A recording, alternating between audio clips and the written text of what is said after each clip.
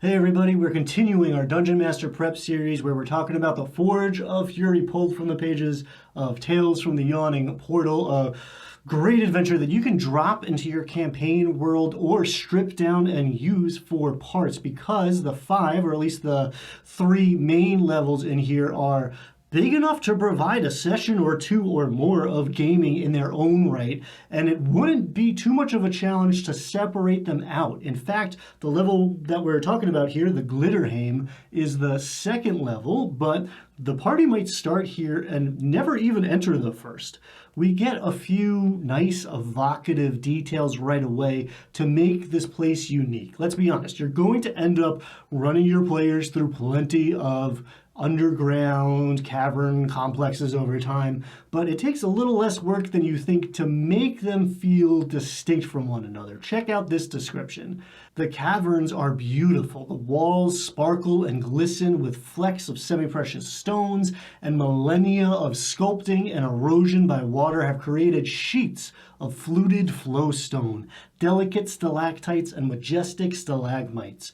Water streams down through the caverns toward an underground river far below. 3 details give us the Glitterhame. We don't have to reinvent the wheel. That's all it takes if done well. Hit them throughout your descriptions. The sounds of the dripping water echoing through the cavernous spaces so it's never quiet. The strange geological beauty and the glittering sparkles reflecting in the light of the torches are like a light spell, almost as if it were the night sky and the stars above the player characters. We get a little box about range of vision in here, and that's a big factor mechanically and thematically. This is one area where maybe I'll say that a virtual tabletop may be better, but you can cover a map with paper and change what's being revealed or just describe the heck out of things. There is something genuinely disturbing about being inside of a space, like the big central 24 in particular, where the torch or light spell or whatever doesn't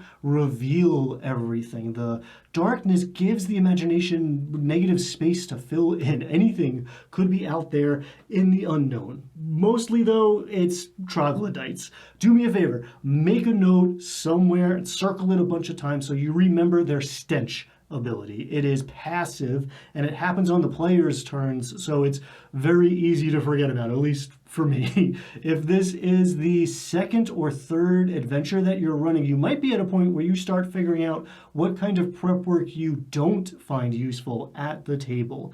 But with all my time spent behind the Dungeon Master screen, I still like having stat blocks ready to go and notes on what I want my monsters doing if it is at all complex. The smartest thing to do sometimes is to act like you're gonna be dumb later. Like with our Kargaz, the sorceress leader here, I would go through his spell list and figure out what I'd want to use. Maybe Scorching Ray to start with advantage if he's invisible, save that last 2nd level spell slot for escaping with invisibility later, so it's Burning Hands and Shield until he runs out, and then Firebolt if he's still up. All the other stuff here is likely just in the way and going to make it harder to make decisions in the moment. This can also free up some mental bandwidth to get descriptive with it. Don't just save that for when they enter a new room. Get cinematic, hit different senses as you conduct combat as well, so it's not just number crunching, but a dramatic experience. I like that we're getting a whole little community here with shared food prep and the hatchery. I enjoy it, but this is the kind of stuff you can really spend a lot of time on in prep, only to watch the players pass right by it without noticing much. So try to resist the urge to spend hours working on food webs and figuring out where the poop goes, and focus in on things that the players can interact with when you're homebrewing your own stuff. It is rare you see a character go to the bathroom or, quietly preparing and eating their breakfast in a movie or a show or something, because usually that's pretty boring. If you can make it interesting, gameable even, now we're talking. You can mess with their food supply. They have a gelatinous cube for a trash compactor. You can infiltrate this fortress through the sewer tunnels, that sort of thing. In here, maybe the orcs that they're preparing to eat in 17 are actually from the chasm in 3. They fell, and that's how they ended up down here.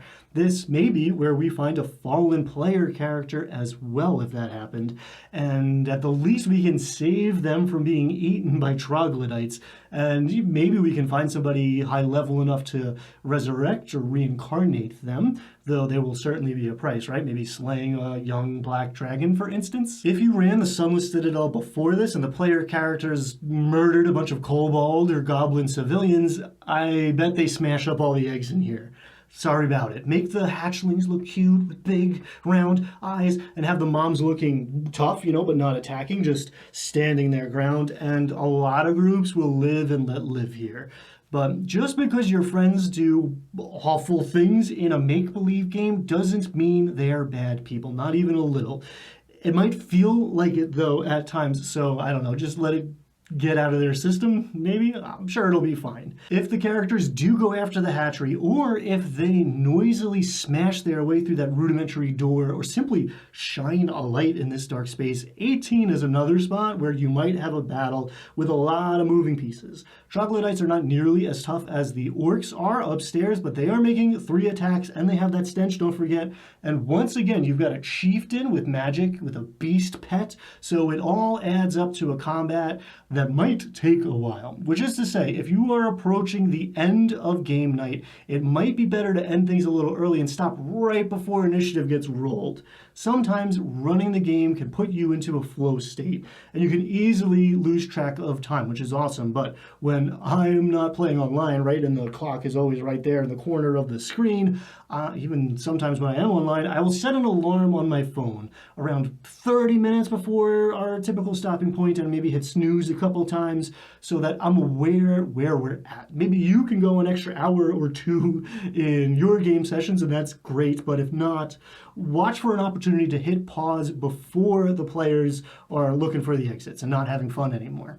If Kargaz gets away, it says he shows up later with more troglodytes, but they do also have this secret weapon, right? The giant subterranean lizard, so maybe that's in play too. Dungeon Master's choice, depends how things shake out.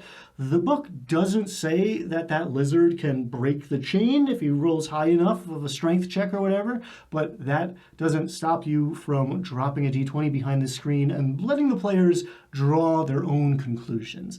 This thing is a great example to follow when you're new to homebrewing monsters too. Take a monster like a giant lizard, add a descriptor and a special attack or 2, right? A giant subterranean lizard with a tail sweep and the ability to swallow, and you're in business. Story time in my game, Epoch the Warlock pulled out a scroll of animal friendship and rode this thing into battle as it tried to swallow his enemies, and I really started tracking time and the spell's duration very carefully. Good times. It feels like that same thing might happen with the brown bear in 21 as well. Be advised. Part of the reason I think just wrapping your head around what's going on where in any given adventure and reviewing that until it sticks. Why I do a series like this instead of just like a short video that's way quicker for you to watch and honestly would be a lot easier for me to make is that a lot of DM prep is just gaining familiarity and understanding and simply confidence with the material. That's what allows you to adapt and roll with things when your players do some crazy and awesome stuff that isn't on the page as written and wasn't in your plans. All right, if the players come through room 22 first, they're going to be super cautious of the giant fungus in 24, and you can't blame them, right? In 22, though, no risk, no reward, as there's good treasure here if they can navigate the poison. The book kind of tells us about the dead dwarf the Sturges got back in 15. He was part of a failed expedition, and maybe they heard a rumor about all of that back in the plot hook phase. But now this dwarf was presumably part of Durgaden's clan, right? Since he has that sword. But then who the heck is this human? Maybe it doesn't matter, and nobody is likely to be asking as they're running away from toxic spores with their sweet, sweet loot in hand, but it is an opportunity to inject some info or a dramatic reveal if you could use one. Sure, sometimes in the movie the skeleton is just set dressing, but when they have ornate stuff the heroes are going to interact with, they often have a story. A diary or a coat of arms could solve a mystery or start one. Maybe this was Rydal, the exceedingly clever's ultimate fate, right? Or this was one of his assistants. After they tiptoe around the mushrooms in the Glitterhame, which you make super tense with your descriptions, right? And they get attacked by those monstrous gricks. I bet your players are going to be super cautious around these big stone sepulchers waiting for that undead jump scare. This is a great chance to put some information about maybe the wizard Arundel, which the DM gets plenty about, but the players end up getting very little. He survived the orc attack, but went crazy with survivor's guilt, and that explains a lot of what's going on in the Foundry area later. So maybe he interred some of his fallen comrades here and wrote them notes in Dwarvish, or maybe he put notes in the empty caskets of those he animated as undead. Again, not everything has to be explained in high fantasy, and a lot of people won't care, but even in a world of magic and monsters, especially if it's going to be my world of magic and monsters, I like things to be internally consistent. Yes, you can overdo the realism, and I don't play with encumbrance, and we're not tracking calories, so maybe a better way to talk about it is that if there's a story there, give the players a chance to learn that story. Plus, giving the wizard a heads up to prepare to spell magic for all the animated objects coming up, and having the cleric, have a reason to hold on to their channel divinity for turn undead, that's just good gaming. Telegraphing what's coming can make things way more fun, not less fun. And the same goes for letting your players use their cool abilities. It also might be a good idea to telegraph the slippery floor in 25 that might send a character to their watery doom. As written, it takes a perception check, but I might include the slime on the bank in my initial description. It's there on the map if you're sharing that too. Different strokes for different folks, but the gotcha, now you're dead vibe is a little out of style. Plus, most people aren't moving minis on a map outside of combat, and even during battle, they're not going square by square as if it were a chess match, right? So it might be tricky to determine if someone is or is not standing there. Showing and telling might actually lead to someone walking over to check it out and then whoops. Take note, the book says falling into the sinkhole only does 3d6, though it's a 60-foot drop because water, I guess, at the bottom. It also gives you 1 level of exhaustion, though. And don't get me wrong, it will provide an epic moment and will send the rest of the party hurrying down that spiral stair. If that happens, the party likely is going to take a long rest down in the sinkhole. And if that happens, maybe during watch, someone spots Nightscale moving through the water to the Black Lake. And it might scare them too much to proceed, though, so maybe have her climbing up to the Glitterhame. Or don't. My job is to give you options, but always good to telegraph.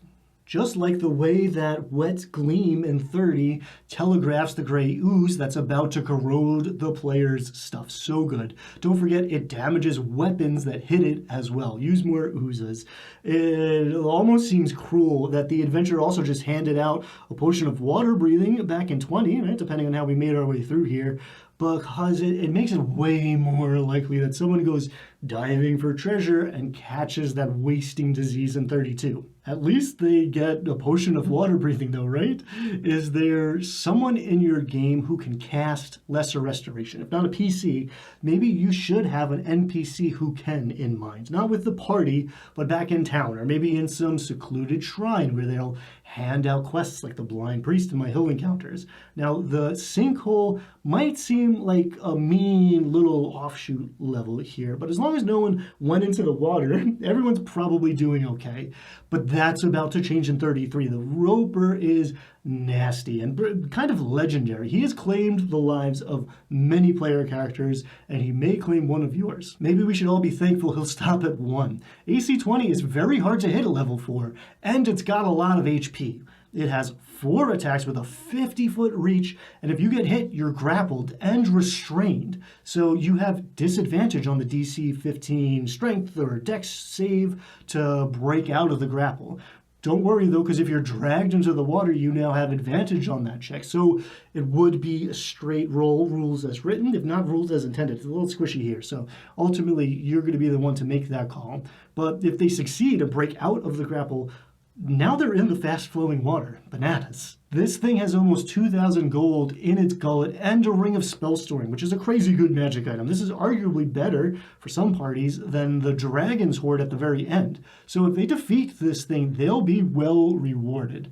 But odds are they'll run away, maybe as it eats one of them, only to find out 34 is a dead end. At least they've got the key though now, right? And they might all make it through stealth or bargaining or good strategy and a little bit of luck. We talked about ways to make it easier in the first video in this playlist. Drop the AC of the tendrils, let the thing talk, right, to open up negotiations, or just cut it out entirely. People actually cut the Sinkhole out entirely, though it seems like half of them do it to save their party from confronting the Roper in the first place, and half of them do it so they can make sure they meet the Roper by putting it in the Glitterhame. Now, under different circumstances, I had a couple characters face off against a decrepit Roper that was starving to death because it turned out 2 people were playing that night, so it was weaker but desperate. It was still a close thing, too, and when they got it down to half health, I had it fling them away and try to flee, but it is not very fast. You are the Dungeon Master. This is your world.